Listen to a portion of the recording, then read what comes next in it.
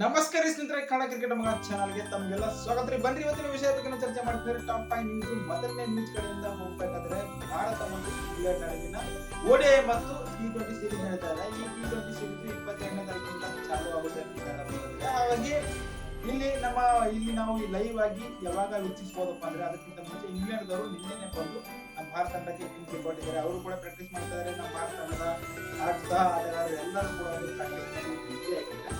ಹಾಗೆ ನಾವು ಈ ಪಂದ್ಯಗಳನ್ನು ಎಲ್ಲಿ ನೋಡ್ಬೇಕಾದ್ರೆ star sports channel, star sports TV, star sports ಬೀಸ್ ನಲ್ಲಿ ಕೂಡ ವೀಕ್ಷಿಸಬಹುದು ಅಂತ ಕೂಡ ಹೇಳ್ಬೋದು. ಸ್ಟಾರ್ ಸ್ಪೋರ್ಟ್ಸ್ ಚಾನೆಲ್ ಇದೆ ಅಲ್ಲಿ ಎಲ್ಲಾ ಕಡೆ ನಾವು ವೀಕ್ಷಿಸಬಹುದು, ತೆಲುಗು ಆಗಿರ್ಬೋದು.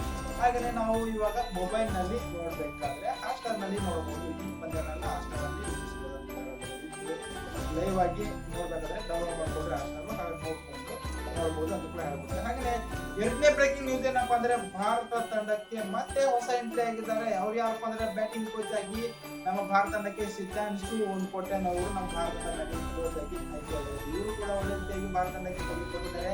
ಹಾಗೆ ಗಂಭೀರ್ ಅವರಿಗೆ ಕೂತು ಬರ್ತಾ ಇದೆ. ಯಾಕಂದ್ರೆ ಈ ಇಂಗ್ಲೆಂಡ್ ನಲ್ಲಿ ಕೂಡ ಒಳ್ಳೆ ರೀತಿಯಾಗಿ ಬ್ಯಾಟಿಂಗ್ ಕೋಚ್ ಆಗಿ ಒಂದು ಒಳ್ಳೆ ಕೆಲಸ ಕಾರ್ಯ ಮಾಡಿದ್ರೆ ಸಿದ್ಧಾಂಶು ಕೋಟೆನ್ ಅವರು ಗಂಭೀರ್ ಅವರ ಕುರ್ಚಿ ಅಳಗಾಡ್ತದೆ ಅಂತ ಕೂಡ ಹೇಳಬಹುದಾಗಿದೆ. ಯಾಕಂದ್ರೆ ಇಂಗ್ಲೆಂಡ್ ವಿರುದ್ಧ ಒಟ್ಟಾರೆಯಾಗಿ ಟಿ20 ಸೀರೀಸ್ ಓಡಿಐ ಕೂಡ ಇದ್ದಾವೆ.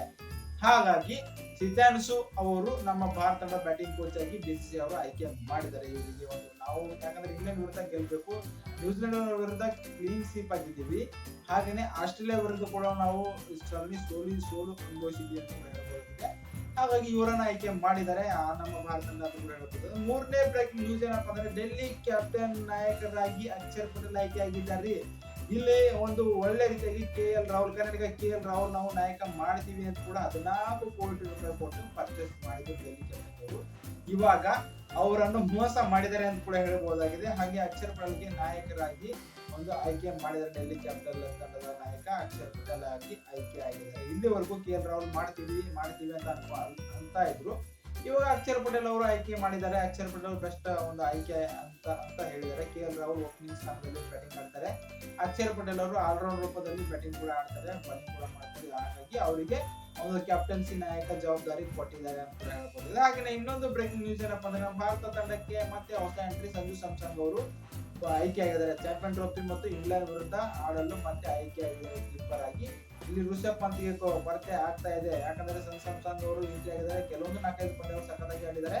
ಹಾಗಾಗಿ ಇವರನ್ನ ಆಯ್ಕೆ ಮಾಡ್ಕೊಂಡಿದ್ದಾರೆ. ಇಲ್ಲಿ ಋಷಭ್ ಪಂತ್ ಅವರು ಫಾರ್ಮ್ ನಲ್ಲಿ ಇಲ್ಲ.